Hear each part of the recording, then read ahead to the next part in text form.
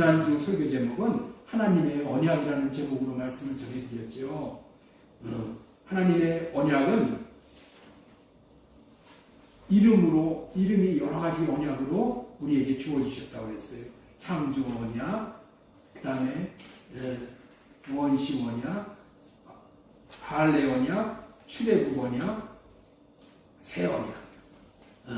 언약들은 많지만 이 언약이 다 하나인 것을 우리가 어떻게 하냐? 언약의 내용이, 언약에서 말씀하시는 내용이 하나이기 때문에 그렇다.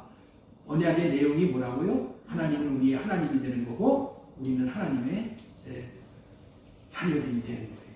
하나님의 백성들이 되는 거란 말이에요.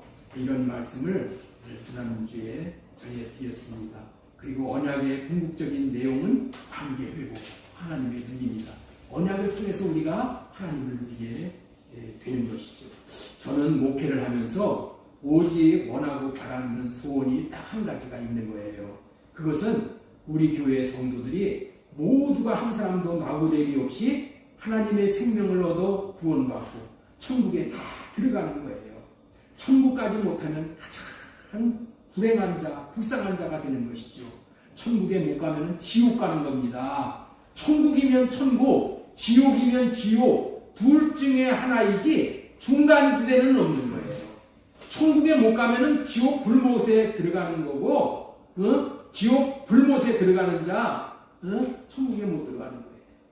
딱 정해지는 거예요. 저와 여러분들은 반드시 천국에 가야 합니다. 그래서 제가 여러분들에게 천국에 가도록 도와주는 것보다도 더 중요한 일은 없는 거예요. 그래서 천국 설교를 하는 거예요. 네. 세상에 무슨 많은 부귀영화 공무원을 얻고 교회 나가서 축복받고 자녀들이 잘 되고 돈 많이 벌고 그런 거 다 무슨 소용이 있어요? 교회는 그런 얘기를 하는 것이 아니에요. 예수 그리스도로 말미암아서 복음을 듣고 천국 가게 해주시는 거예요. 그래서 오직 천국 들어가게 하기 위해서 저의 목회의 생명을 여기다 거는 거예요. 그런데 문제는 하나님의 기준으로, 하나님의 관점으로 제가 볼 때는 천국 못 갈 것 같은 사람이 자신은 예수 그리스도를 믿었기 때문에 천국 갈 수 있다고 착각을 하고 안심하고 안일하게 살고 있는 현실이 너무나도 안타까운 거예요. 그렇다면 왜 이런 일이 벌어지는 것일까요? 왜 이런 일이 벌어지는가? 그것은 하나님의 말씀에 대한 오해를 한 데서 비롯된 거예요. 오해. 천국 가는 길에 대해 오해를 하고 지옥을 오해하고 있기 때문에 그런 거예요. 그리고 복음을 오해하고 있기 때문이에요.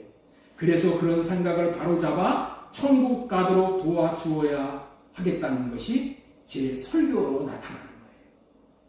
오늘은 천국에 들어갈 수 있는 사람이라는 제목으로 하나님의 말씀을 대언해 드리도록 하겠습니다.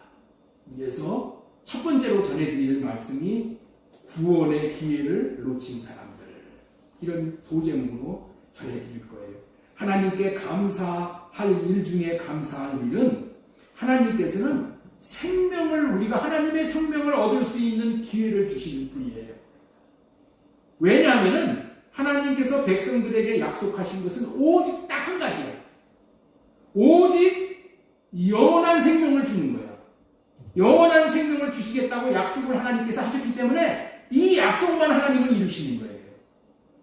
그래서 많은 기회를 주시는데 대부분의 사람들이 다 이 기회를 놓친다는 거예요. 자, 우리 요한일서 2장 25절 말씀 우리 같이 한번 읽습니다. 그가 우리에게 약속하신 이것이니 곧 영원한 생명입니다. 우리에게 약속하신 것은 이것이란 말이에요. 이게 뭐예요? 영원한 생명이야. 영원한 생명. 우리에게 주시는 많은 기회를 놓칠 수 있으나 생명을 얻을 구원의 기회를 놓치면 안 돼요. 생명을 얻는 구원의 기회를 놓치는 것보다 안타까운 일은 없는 거예요.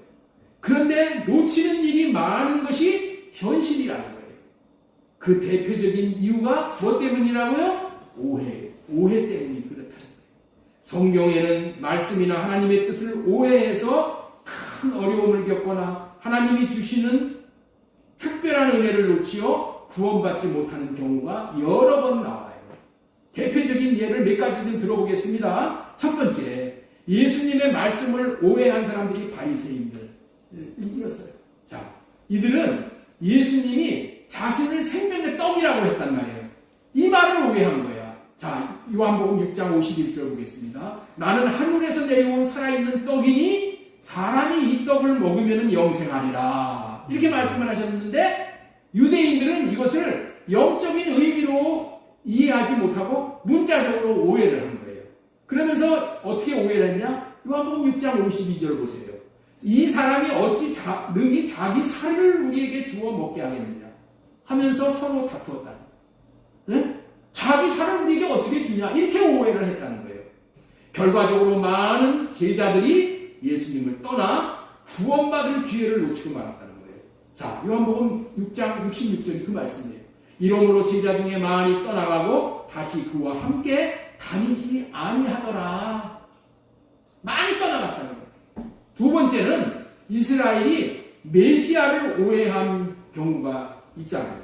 이거 큰 비극이잖아요. 전체적인 나라 전체가 비극을 맞이한 거예요. 이스라엘 백성들은 메시아가 정치적 왕으로 와서 로마를 무너뜨릴 것이라고 오해를 했잖아요. 그래서 십자가를 지는 메시아를 받아들이지 못하고 저렇게 나약한 예수 그 예수가 어떻게 로마에서 우리를 건져주냐. 로마에서 우리를 건져줄 자는 강한 자, 이런 자잖아요. 그렇게 여긴 거예요. 그래서 이사야 53장 3절에 보면 그는 멸시를 받아. 십자가에 달린 예수 그리스도가 멸시를 받은 거예요. 그래서 사람들에게 버림받았으며 요한복음 1장 11절에는 자기 땅에 오매 자기 백성이 영접하지 아니하였으나 메시아에 대한 오해 때문에 구원의 기회를 놓친 경우지요. 그런데 오해를 해서 구원의 기회를 놓칠 뻔한 것이 이 백성들뿐만이 아니라 어리석은 백성들뿐만이 아니라 예수님의 수제자인 베드로까지 오해를 했다는 거예요. 예수님의 수제자 베드로가 어떻게 했습니까? 예수님이 십자가를 지고 죽으시려고 했던 것을 막고 나서는 거예요.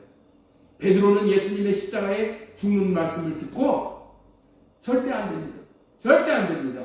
마태복음 16장 22절 주여 그리 마옵소서 이 일이 결코 주께 미치지 아니하리이다. 이 말을 들으시고 예수님은 매우 강하게 말씀을 하셨어요. 사탄아 내 뒤로 물러가라. 사탄아 내 뒤로 물러가라. 하나님의 구원 계획을 인간의 생각으로 오해함으로 온 인류의 구원을 허사로 돌릴 뻔했던 장본인이라고 장본인이 바로 사탄의 배후가 있었다고 얘기해서 베드로를 보고 사탄이라고 이렇게 책망을 하시잖아요. 이렇게 오해 때문에 큰 고난을 당하거나 구원의 기회를 놓치는 경우가 성경에는 많이 기록이 되고 있어요.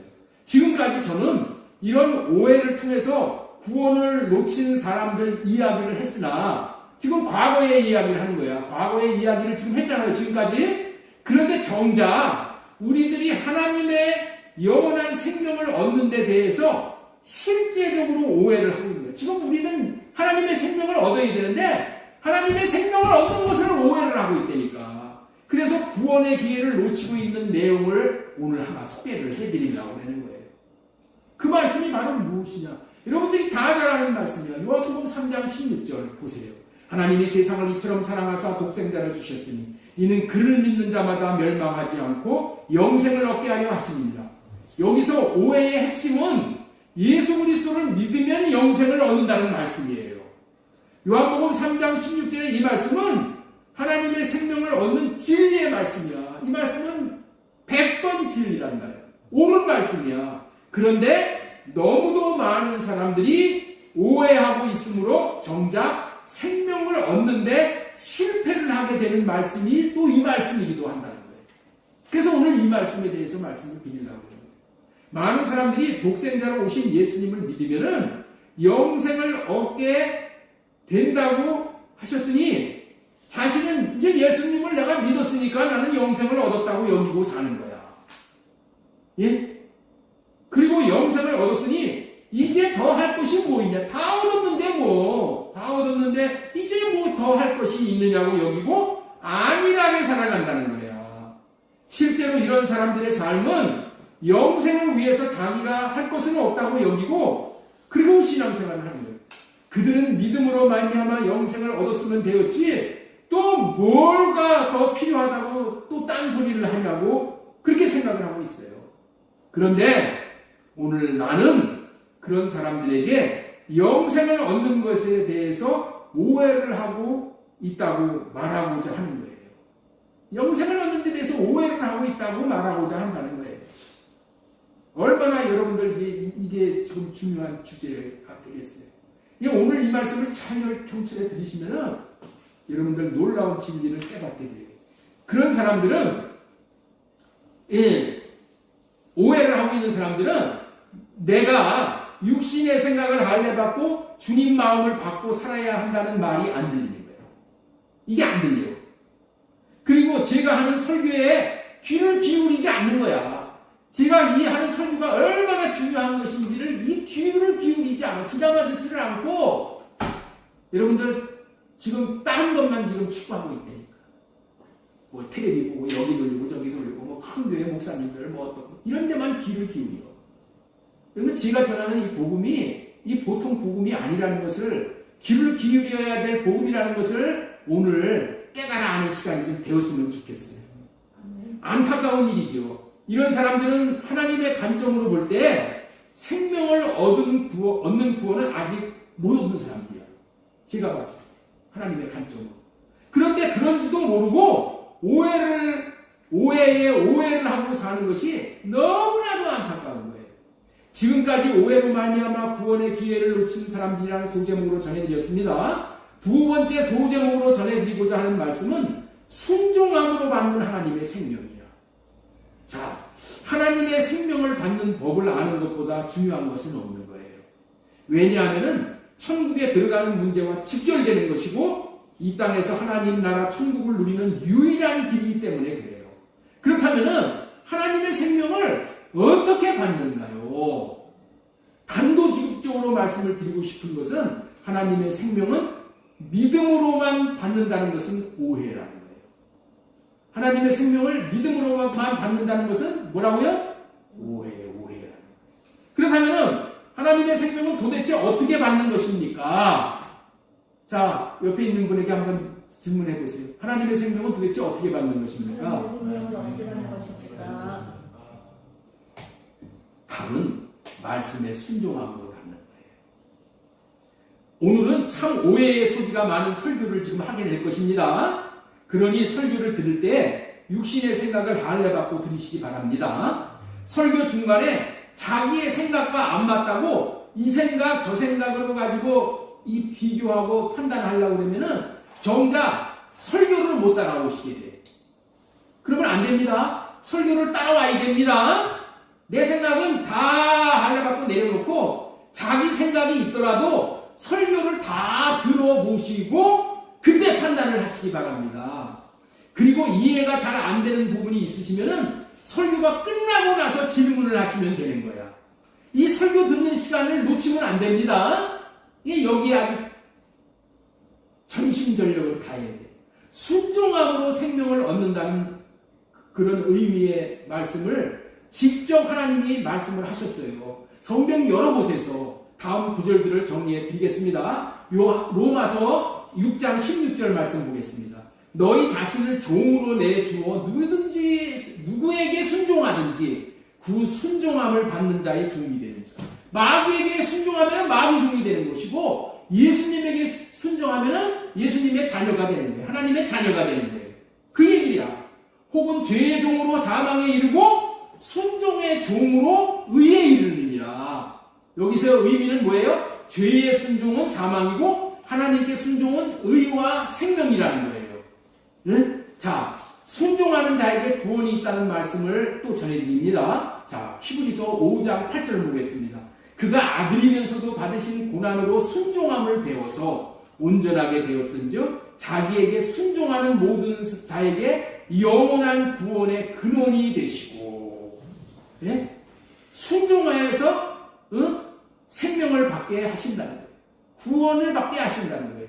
예수님에게 순종하는 자는 어떻게 된다고요? 영원한 구원을 받게 된다. 이런 말씀이죠. 요한복음 3장 36절 말씀도 보겠습니다. 아들을 믿는 자에게는 영생이 있고 아들에게 순종하지 아니하는 자는 생명을 보지 못하고 생명을 보지 못한대잖아요.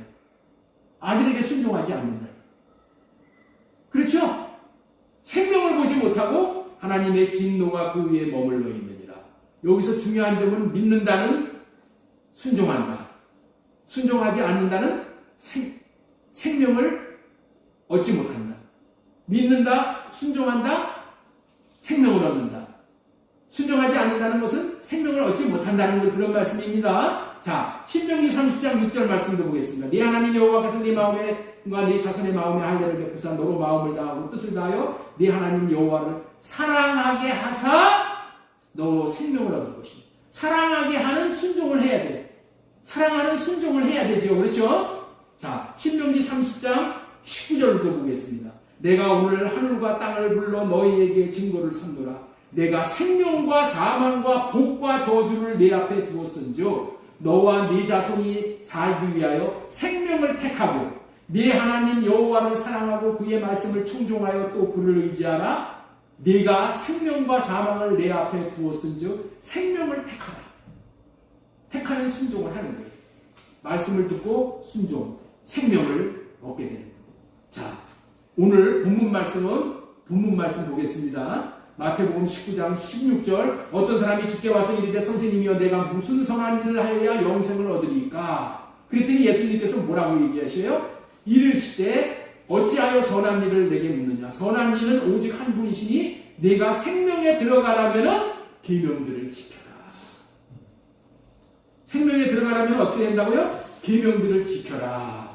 내가 생명에 들어가려면 이 말은 하나님의 생명을 얻어 천국에 들어가려면 계명들을 지키라라고 말씀을 하고 있는 거예요. 성경의 구조는 매우 분명합니다. 죄의 순종은 사망이고 하나님께 순종은 생명이라는 것이죠. 천국에 들어가려면 계명을 지키는 순종이 있어야 함을 말씀하셨는데 누가 하신 말씀이에요? 이게 누가 하신 말씀이에요? 17절 보세요. 예수님께서 이르시되 네가 생명에 들어가려면 계명을 지키라. 예수님이 하신 말씀이죠? 그렇죠?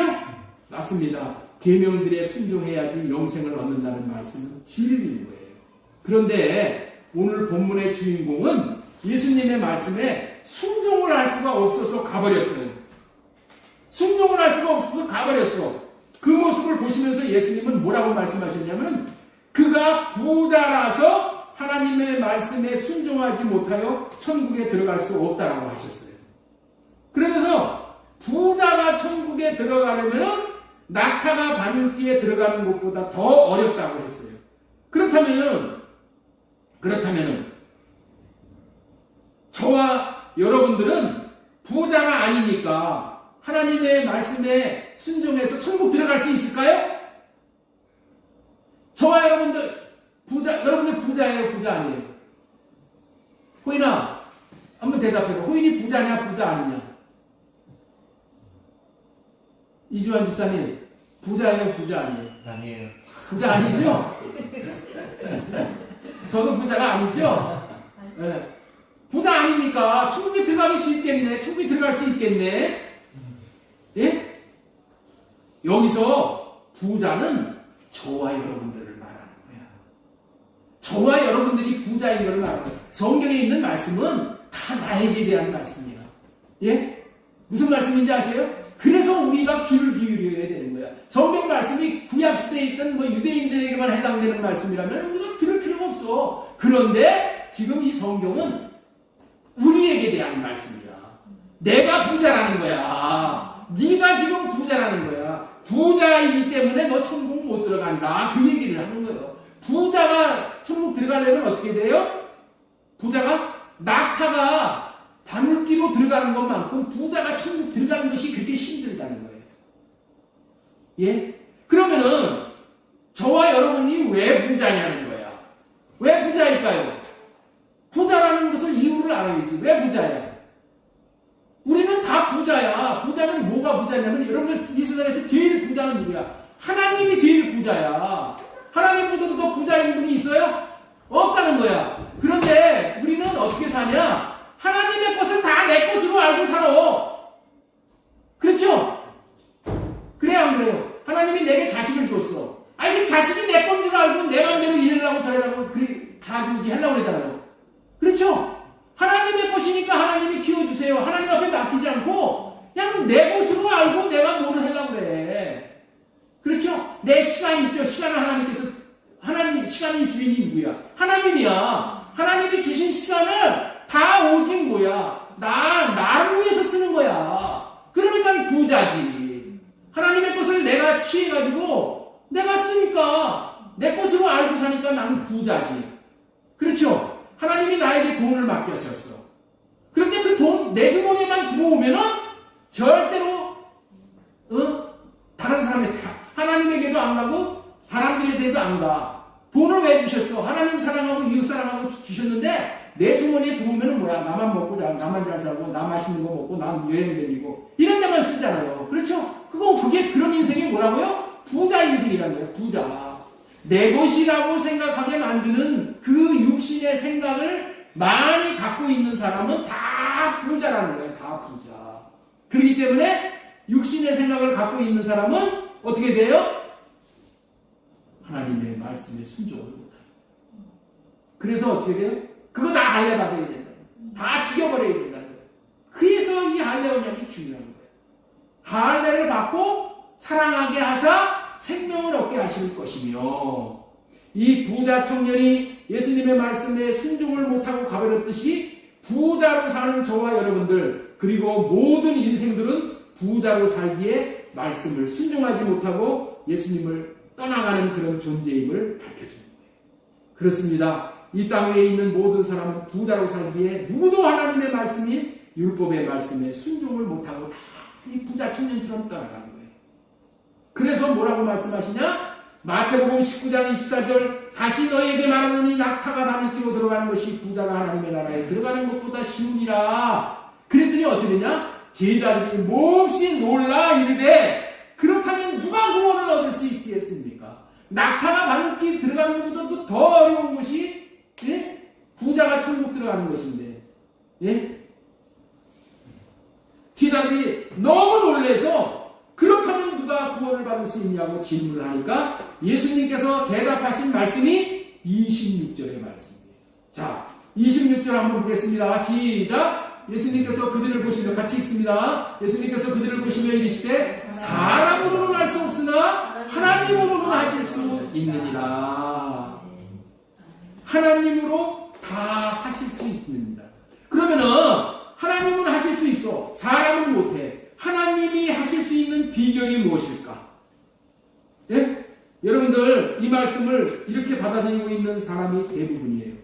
하나님은 하나님의 생명을 받을 수 없고 천국에 들어가게 할 수 없으니, 예? 하나님 외에는 나로는 천국에 들어갈 수 없고 나로는 하나님의 생명을 받을 수 없으니까 그냥 가만히 하나님이 해주실 때까지 그냥 기다려야 되겠구나, 이러는 사람들이 있다는 거예요. 이런 사람들이 대부분이야. 네? 저도 일평생을 그렇게 살았어. 그러니까 아무 변화도 일어나지를 못하는 거예요. 제가 그렇게 살았다니까. 하나님만이 하실 수 있겠다는데, 있으신다는데 하나님이 해주실 때 기다려야지, 이렇게 여긴다는 거야. 하나님이 하시는 비결이 뭐냐? 하나님이 하시는 비결은 할례 언약과 새 언약을 이루어 주셔서 천국이 자신 안에 이루어지게 하시는 거라. 이거를 알아야 돼요. 하나님이 하실 수 있는데 하나님이 어떻게 하신다고요? 우리에게 할례 언약이 이루어지게 해주셔서, 우리에게 새 언약이 이루어지게 해주셔서 하나님이 천국 들어가게 해주신다, 이런 얘기예요. 이 말씀을 잘 이해를 해야 돼요.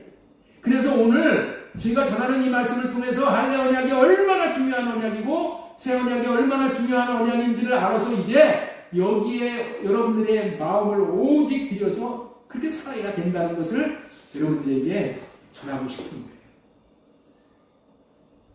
할례 언약과 새 언약을 이루셔서 천국이 자신 안에, 예?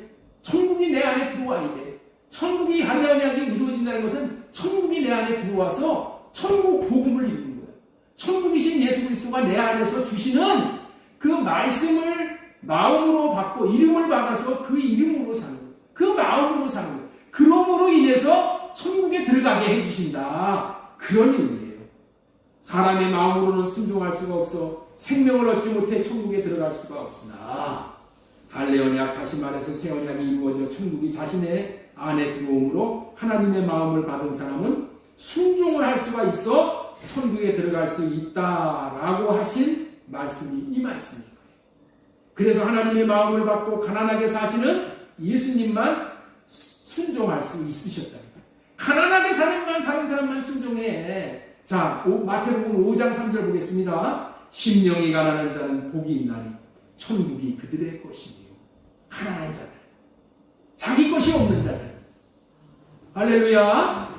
이게 예수님의 삶이잖아요. 예수님은 심령이 가난하게 사셨기에 다시 말해서 자신의 육신의 생각은 달래가 자기 것이 없었어. 자기 것이 예수님은 자기 것이 없어. 아버지께서 주신 것으로 알고 아버지께서 주신 마음을 받아서 나타낸 거예요.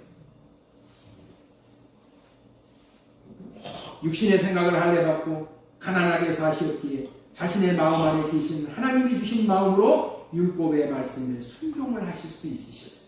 이런 원리로 우리가 하나님의 말씀에 순종할 수 있는 비결은 예수님으로부터 순종할 수 있는 마음을 받으면 그 순종이 되어진다는 거예요. 그래서 자 히브리서 9장 14절이 그런 말씀을 하는 거예요. 하물며 영원하신 성령으로 말미암아 흠없는 자기를 하나님께 드린 그리스도의 피가 어찌 너희 양심을 죽은 행실에서 깨끗하게 하고 살아계신 하나님을 섬기게 하지 못하겠느냐. 하나님을 섬기게 하지 못하겠다는 말씀이 뭐예요? 섬길 수 있게 한다는 거예요? 못한다는 거예요? 섬길 수 있게 해주신다는 거예요. 예수 그리스도의 피로 씻어서 양심을 죽은 행실에서 깨끗하게 한다는 말씀이 양심이 살아났다는 말이고 양심이 살아난 사람이 주님의 마음을 받게 된 사람이라는 의미예요. 이렇게 해서 주님의 마음을 받으면은 살아계신 하나님을 섬기게 하지 못하겠느냐. 섬길 수 있는 사람이 된다. 주님의 마음을 받으면은 하나님을 사랑할 수 있고 이웃을 사랑할 수 있고 교회를 사랑할 수 있고 사랑할 수 있는 사람이 된다는 거예요. 원수까지도 사랑할 수 있는 사람이 된다는 거예요. 정리한다면은 양심이 살아나 주님의 마음을 받은 사람만이 하나님을 섬기는 사람이 될 수 있다. 다시 말해서 하나님의 말씀에 순종할 수 있어 하나님의 생명을 받을 수 있게 된다는 의미의 말씀이에요. 자, 여기까지 순종할 수 있는 비결을 배우셨으니까 이제 한 말씀만 딱 더 배우면 여러분들이 확실해질 거예요. 그 한 말씀이 뭐냐?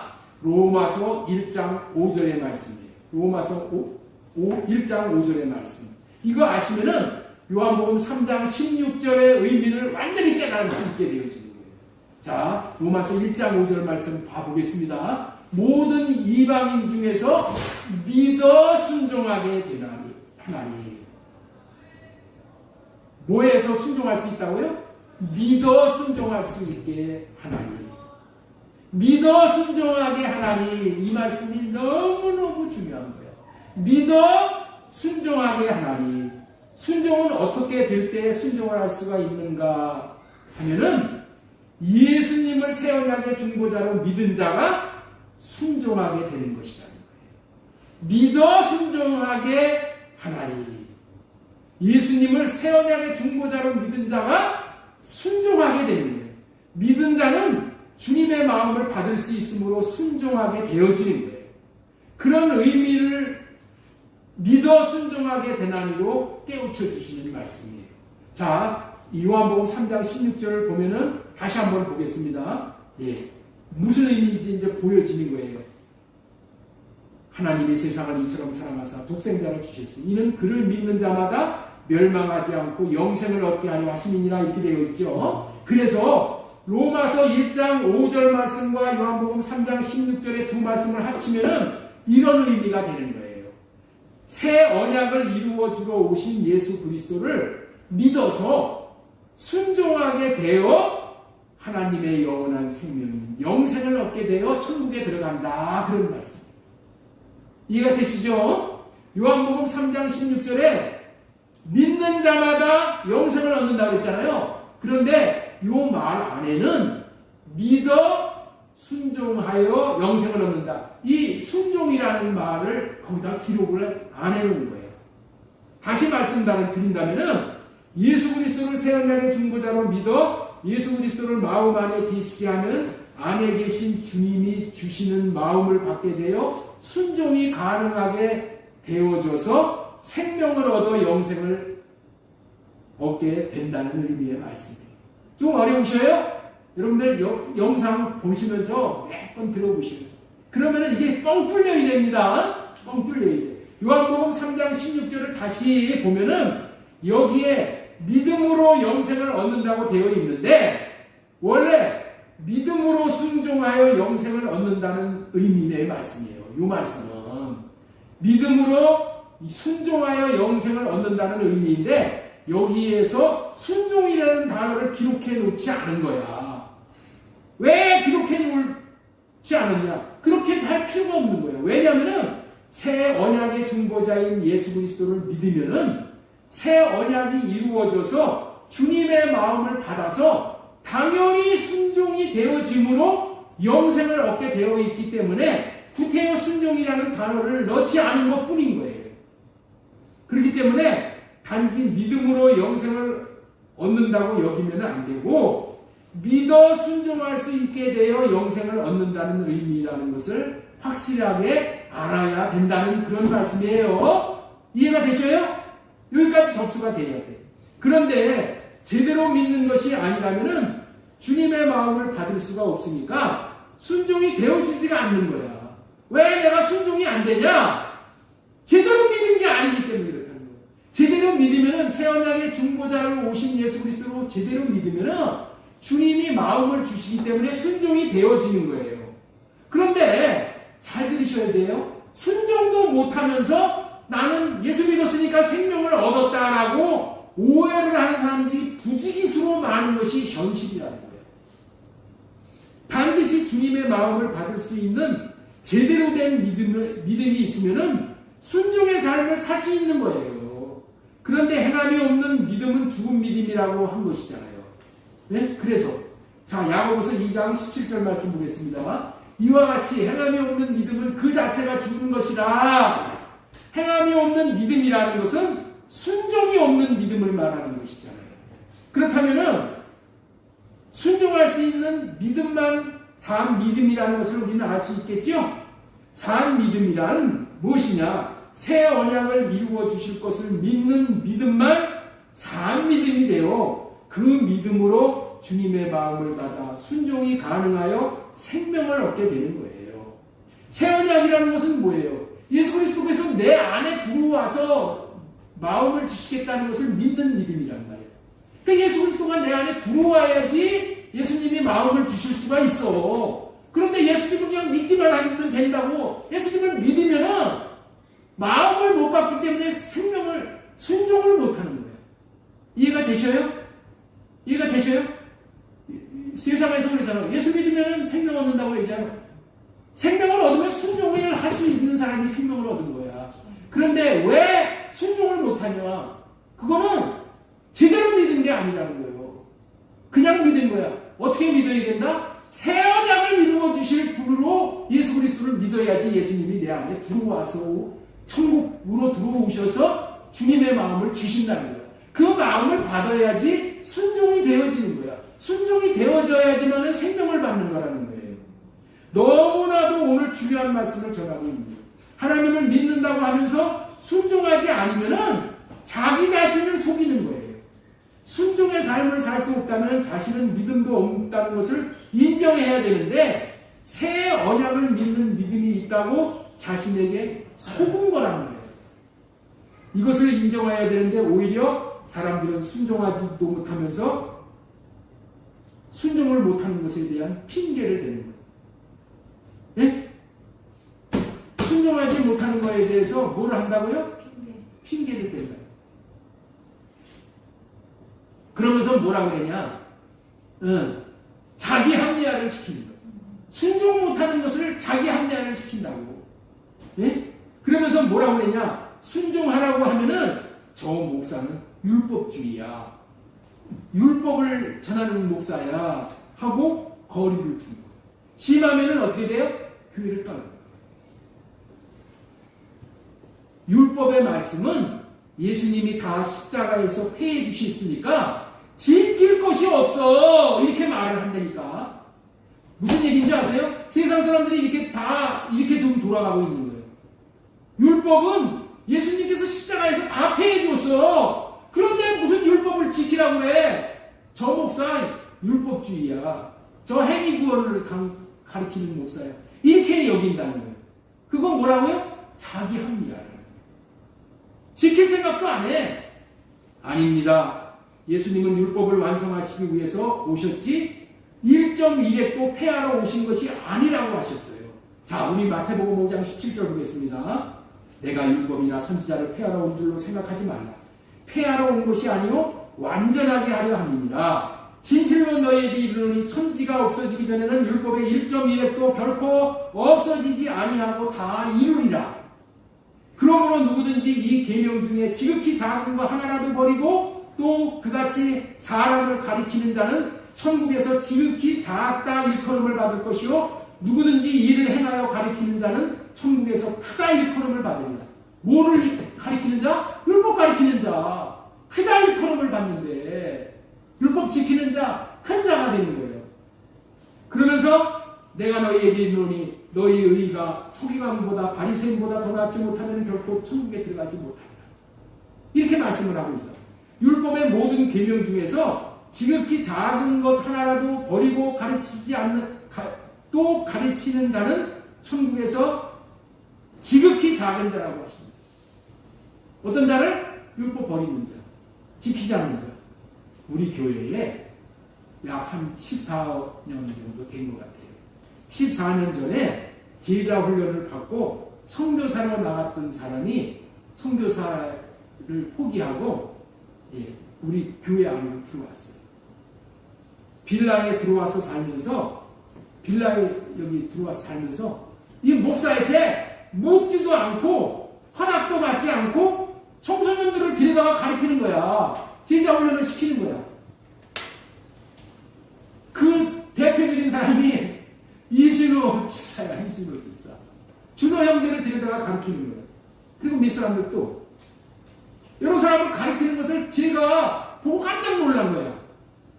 그런데 그 사람이 11조 생활, 헌금 드리는 생활을 전혀 안 하는 사람이에요. 그래서 제가 그런 말씀을 하셨어요. 학생들을 가르치려면 최소한 11조는 해야 된다. 11조 하라는 말씀을 순종해야 된다고 가르쳤어요. 그랬더니 뭐라고 그랬냐? 자기는 11조가 율법 지키려라는 계명이기 때문에 그런 계명을 안 지킨다. 공식적으로 그렇게 얘기를 했어요. 안 지킨다는 거야. 율법이기 때문에. 그래서 안 한다는 거야. 그리고 떠나버렸어. 제가 무슨 마음을 하나님 주셨는지 그런 사람이라면은 자기가 마음으로 가르치는 학생들에게 뭘 가르치겠어요? 11조 하라는 계명에 순종 안 해도 된다는 걸 가르치는 거예요. 헌금하라는 말씀 순종 안 해도 된다는 것을 가르치지 않겠네요. 제가 왜 오늘 11조 헌금에 대한 얘기를 하는가? 우리 교회에서는 가급적이면 11조 헌금을 하라는 얘기를 제가 안 해요. 왜 그러냐? 그런 것 때문에 부담을 줘가지고 아이들이 생명으로 자라는데 장애가 될까 봐. 절대 안 하려고 해요. 그런데 오늘 하는 이유가 뭐냐면은 지금 이 유튜브에서 난리가 나는 거예요. 11조 하면은 안 된다. 그러니까 우리 성도들이 교회에서 듣지를 않고 바깥에 나가가지고 독초를 먹는 거예요. 그래서 이거를 가르치는 거예요. 제가 우리 교회에서 헌금이 필요하기 때문에 11조 하라 이런 얘기하는 건 절대 아닙니다. 말씀을 여러분들 제대로 분별을 시켜드리는 거예요. 제대로. 그래서 너무나도 이 유튜브에 횡행하게 11조 율법이 돼서 끝났고 엄청나게 그 자기 11조 안 드리는 그 삶에 대해서 합리화를 하는 거예요. 그런 얘기가 무지무지 많아요. 그런데 여러분들 미혹되면 절대 안 되는 거예요. 오늘 말씀에 따르면은 율법을 지키지 않으면은 지극히 작은 자가 되도록 하는 삶을 자기만 사는 것이 아니라 다른 청소년들한테도 그렇게 가르치지 않겠냐는 거예요. 그런 사람들을 만들지 않겠냐는 거예요. 그래서 청소년들이 하나님의 복을 받을 길이 막히는 거예요. 생명을 먹을 길이 없어서 천국으로 자랄 수가 없게 되는 거예요. 제가 우리 청소년들 망하도록 가르치는데 그거 방치할 수 없잖아요. 그래서 청소년들 가르치면 안 된다. 딱 정리를 했어요. 그랬더니 나가버렸어요. 하나님은 우리에게 모세를 통하여서 율법을 주셨습니다. 그리고 그리스도를 통해서 그리스도의 율법을 주셨습니다. 왜 법을 주시고 계명을 주시나요? 사랑하기 때문에 주시는 거예요. 생명을 얻도록 하려고 하기 때문에 주시는 거예요. 이 법이 있어야지 순종이 되는 거잖아요. 순종하여서 생명을 얻게 하시기 위해서 그런 계명을 주시는 거예요. 여러분들 집에서 부모가 자식들에게 하라 하지 말라는 말을 많이 하는 부모는 자식을 사랑하기 때문에 그렇게 하는 거예요. 자식을 사랑하기 때문에 더 자식한테 잘되게 하기 위해서 이렇게 해라, 이렇게 해라, 이거 하지 말라, 저거 하지 말라 그런 말을 많이 하는 거예요. 하나님이 모세를 통해서 율법을 주신 이유가 뭐라고요? 사랑하라고 사랑하기 때문에 그렇게 하신 거예요. 예수님은 모세의 율법 외에 그리스도의 율법까지도 주셨어요. 그리스도의 율법은 마음으로 짓는 죄까지 죄로 여기는 법이에요. 왜 그래요? 사랑하기 때문에. 그런데 문제는 율법을 지킬 수가 없어서 문제라는 거예요. 율법을 지킬 수 없기 때문에 못 지켜. 못 지키는 자에게 또 지켜라 하는 것보다 본문이 없어. 저주가 없어. 그런데 새 언약으로 말미암아 율법을 지킬 수 있게 해주셨어. 이제 율법을 지킬 수 있는 마음을 주셔서 지킬 수 있게 해주셨기 때문에 이 율법을 그리스도의 율법이라고 하는 거예요. 그리스도가 주신 마음으로만 순종하고 지킬 수 있는 법이에요. 법을 지킬 수 없어서 순종을 못했기 때문에 순종을 안 한다면 몰라도 이제 율법을 순종할 수 있도록 새 언약을 이루어 주셨어요. 천국으로 오셔서 법을 지킬 수 있는 시대가 지금의 시대야. 새 언약의 시대는 법을 지킬 수 있는 시대가 온 거야. 어떻게 법을 지킨다고요? 예수님이 주신 마음을 받아서 그 마음으로 지켜지게 하는 거예요. 우리는 율법에 대해 오해를 하면 안 됩니다. 율법은 새 언약의 중보자로 오신 예수님의 마음으로만 지키면 다 지킬 수 있는 거예요. 율법을 폐했기 때문에 지키지 않아도 된다고 오해함으로 순종을 안 한다면은 생명을 얻을 기회를 놓치고 마는 거예요. 오해하지 말아야 할 것은 많은 율법 중에서 폐한 것은 제사법만 폐한 거예요. 왜냐하면 예수님께서 단번제로 완전한 제사를 드렸기 때문이에요.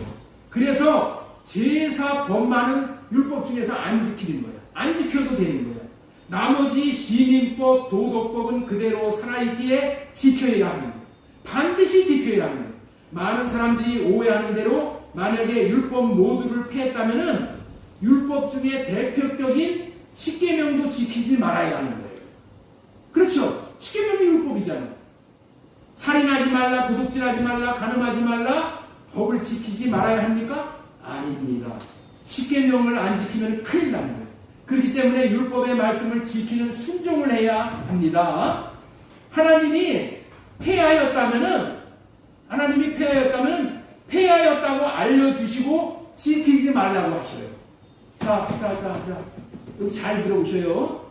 하나님이 폐했다면 어떻게 하신다고요? 폐하였기 때문에 지키지 말아야 한다고 알려주신다고. 그 얘기가 무슨 말이냐? 제사법은 폐하였으니까 지키지 말라고 알려주셨어. 자, 히브리서 10장 17절 말씀 보겠습니다. 또 그들의 죄와 그들의 불법을 내가 다시 기억하지 아니하리라 하셨으니 이것들을 사하였으니 다시 죄를 위하여 제사를 드릴 것이 없느니라. 뭐 한다고요? 제사 드리지 말라고, 제사 드리지 않아도 된다고 이렇게 알려주시는 거예요. 알려주시고 하나님이 폐한 것은 폐했다고 알려주셔요. 제사를 드릴 것이 없느니라, 제사를 드릴 것이 없느니라, 제사를 드릴 것이 없느니라. 이렇게 제사법은 폐했기 때문에 제사를 드리지 말라고 알려주셨어. 알려주셨어. 그래서 우리는 제사를 드려야 하는 순종을 안 하고 있다는 거예요. 하지 말라고 그러셨으니까. 그런데 여러분들 안식일을 폐하셨다고 하셨나요? 안식일을 폐하셨다고 얘기하지 않고 그 안식일을 예수 그리스도의 관점으로 해석해서 주의를 지키는 거예요. 그렇다면은 여러분들 예배 드리는 순종을 해야 됩니까? 안 해야 됩니까? 예배 드리는 거. 예배 드리라고 이전에 그 율법에 다 있으니까 그거 폐했으니까 드리지 말아야 돼요? 아니요. 폐했다는 얘기 써놓은 적이 없어요. 자, 우리 신명기 16장 8절 너는 엿새 동안은 무게봉을 먹을지고 일곱째 날에 네 하나님 여호와 앞에서 성회로 모이고 일하지 말지니라. 일곱째 날은 성회로 모이고 일하지 말라고 했으니까 순종을 하면은 어떻게 되는 거예요? 생명을 얻는 거예요. 순종을 하면은 이 말에 순종을 하면은 뭐를 얻는다고요? 생명을 얻는 거예요. 교회 주일날 나와서 예배 드릴 때 생명을 얻게 되고 생명이 자라나는 것입니다. 그리고 예배 드리러 하나님 앞에 나올 때 또 뭐라고 그랬냐? 빈손 들고 나오지 말라. 이렇게 말씀하셨어요. 자, 우리 출애굽기 23장 15절 말씀 보겠습니다. 빈손으로 내 앞에 나오지 말지니라. 이렇게 말씀하셨어요. 여러분들 빈손 들고 나오지 말라는 이 법 폐했을까요? 폐했다고 기록되어 있나요? 안 되어 있나요? 이거 기록 안 돼 있어요. 그러면 어떻게 해야 돼요? 여전히 구약시대 율법이나 지금 우리가 동일하게 순종해야 되는 거예요. 예배드리러 나올 때 빈손 들고 나오지 않고 주님 앞에 예물 가지고 나온다.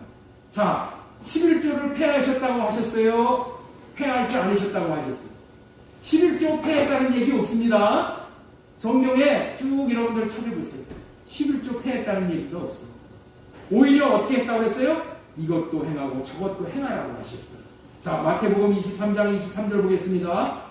있을진저 외식하는 서기관들과 바리새인들이요 너희와 박하와 화양과 근처에 11조를 드리되 율법에 더 중한 바 정의와 긍휼과 믿음은 버렸도다. 그러나 이것도 행하고 저것도 버리지 말아야 할지니라. 11조를 폐하셨으면 하지 말라는 말씀을 하셨을 거예요. 11조 하지 말라. 폐했습니다. 율법이 말하는 중요한 것인 정의와 긍휼과 믿음으로 사는 것들 모두를 순종해야 한다. 이런 순종의 삶은 한마디로 성전 짓는 삶이라고. 이런 순종을 함으로 인해서 생명으로 우리가 성전을 짓는 거예요. 성전 짓는 삶 살라고 하셨어요? 폐하라고 하셨어요? 폐하라고 하는 한 말 없어. 성전 지으라고 그랬지. 만세반석 위에 우리 집 잘 짓세. 우리 집 잘 짓세. 짓지라고 얘기했어요. 여러분들 폐했다고 하지 말라고 알려주신 것은 율법 중에 무슨 법이라고요? 제사법. 그러니 율법의 모든 법들은 율법인이 폐하였다고 오해하지 말아야 돼요. 하나님은 순종하는 자들에게 복을 주십니다. 순종하는 자들을 기뻐하시고 큰 복을 주십니다. 그 큰 복이 하나님의 생명인 거예요. 이 생명보다 더 큰 복은 없습니다. 여러분들과 여러분들의 자녀들이 율법은 말씀을 지키어 생명을 얻어 영생에 들어가도록 주신 법이라고 믿으시기 바랍니다. 순종해서 생명을 얻게 하시려는 의도로 주신 말씀을 임을 믿고 순종하는 삶을 사심으로 생명을 얻되 풍성히 얻어 천국으로 자라나서 넉넉히 천국에 들어가시다가 천국에 모두 천국을 누리시다가 영원한 천국에 들어가시기 바랍니다. 그렇다면은 율법의 말씀을 어떻게 순종해서 지킬 수 있는지 순종의 원리로 다시 말씀을 요약해 드립니다. 자, 새 언약을 이루어 주시기 위해서 오신 새 언약의 중보자를 믿음으로 마음에 계시게 함으로 주시는 마음을 받아서 지켜 순종함으로 생명을 얻는다고 말씀을 드렸죠. 이런 의미의 말씀이 로마서 1장 5절 말씀이라고 했어요. 자, 다시 한번 보겠습니다. 로마서 1장 5절 그 이름을 위하여 모든 이방인들 중에서 믿어 순종하게 하나니. 믿어 순종하게 하나니. 믿어 순종하게 하나니입니다. 같이 따라서 한번 해보시기 바랍니다. 믿어 순종하는 것입니다. 믿어 순종할 수 있는 것입니다. 믿을 때에 순종이 가능한 거예요. 그렇습니다. 믿어서 순종할 수 있게 되는 거예요. 새 언약의 중보자로 오신 예수님을 믿음으로 마음에 계시게 하면은 주님이 순종할 수 있는 마음, 율법을 지킬 수 있는 마음을 주셔서 순종하여 생명을 얻게 되는 것입니다. 이 말씀이 생명으로 깨달아지셔서 율법의 말씀에 순종함으로 생명을 얻으심으로 천국에 넉넉히 들어가실 수 있는 저와 여러분들 다 되시기를 다시 한번 소망드리고 축원합니다. 자, 이 시간은 이제까지 전한 말씀은 천국에 들어갈 수 있는 사람, 첫 번째 구원의 기회를 놓친 사람들에 대해서 말씀 전했고, 순종함으로 받는 하나님의 생명 받아서 천국에 들어갈 수 있다라고 말씀을 전해드렸습니다. 한 가지만 딱 더 전해드리고 이제 말씀을 맺겠습니다. 행위 구원과 은혜로 받는 구원에 대해서 말씀을 드리겠어요. 자, 왜 지금 이런 말씀을 드리냐면 이 말씀이 접수가 안 되는 사람들이 많이 있을 거예요. 이제까지 믿어 순종하게 되나니라는 말씀의 근거를 두고 순종하여 하나님의 생명을 받아 천국을 이 땅에서 누릴 수 있고 마침내 천국에 들어간다고 순종을 중요시하는 말씀을 전했지요. 그런데 생각이 많으신 분들은 이렇게 반응하실 수가 있는 거예요. 그렇다면 목사님은 행위로 구원을 받는다고 말씀하시는 것입니까? 목사님은 행위로 구원을 받는다는 것으로 말씀하시는 것입니까? 이렇게 생각하시는 분이 있을 것 같아서 이 말씀을 더 드리고 말씀을 내주려고 해요. 율법의 말씀에 순종해서 하나님의 생명을 얻는다고 하니까 그렇게 생각하시는 것도 있을 수가 있어요. 그런 오해를 불식시키기 위해서 행위 구원과 은혜 구원에 대해서 말씀을 드리고자 하는 거예요. 자, 행위 구원이란 무엇인가? 행위 구원이란 제사함을 받고 영생을 얻어 천국에 들어가기 위해 자기로 해보려고 하는 거예요. 자기로 해보려고 하는 거예요. 자기 육체로 수고하여 천국을 얻을 수 있다라고 여기는 구원관을 무슨 구원관이라고요? 행위 구원관. 행위 구원. 구원의 주체가 누구라고요? 자기야, 자기. 자기임을 말합니다. 기독교 외에 모든 종교는 다 여기에 속해 있는 겁니다. 그러나 은혜 구원은 구원의 주체가 하나님이셔요. 인생들에게 구원을 주시기 위해 하나님이 일하신 것을 인간이 은혜로 받아 누리는 거야. 그런 의미의 말씀이 은혜 구원이다. 대표적인 말씀이 에베소서 2장 8절 말씀이에요. 너희가 그 은혜에 의하여 믿음으로 말미암아 구원을 받았으니 이것은 너희에게서 난 것이 아니요 하나님의 선물이다. 행위에서 난 것이 아니니 이는 누구든지 자랑하지 못하게 함이니라. 오늘 전한 생명을 얻는 방법은 사람의 노력이나 사람의 힘으로가 아니라 믿어 순종하게 하시어 생명을 얻는 것이라고 말씀을 전해드렸죠. 주님이 이루어 주시겠다는 새 언약을 믿음으로 하나님이 주시는 마음을 받으니까 그 마음으로 사랑하사 순종하게 해주시어 생명을 얻는 그런 방법이에요. 그 말씀이 신명기 30장 6절 말씀입니다. 자, 여기 한번 잘 보시기 바랍니다.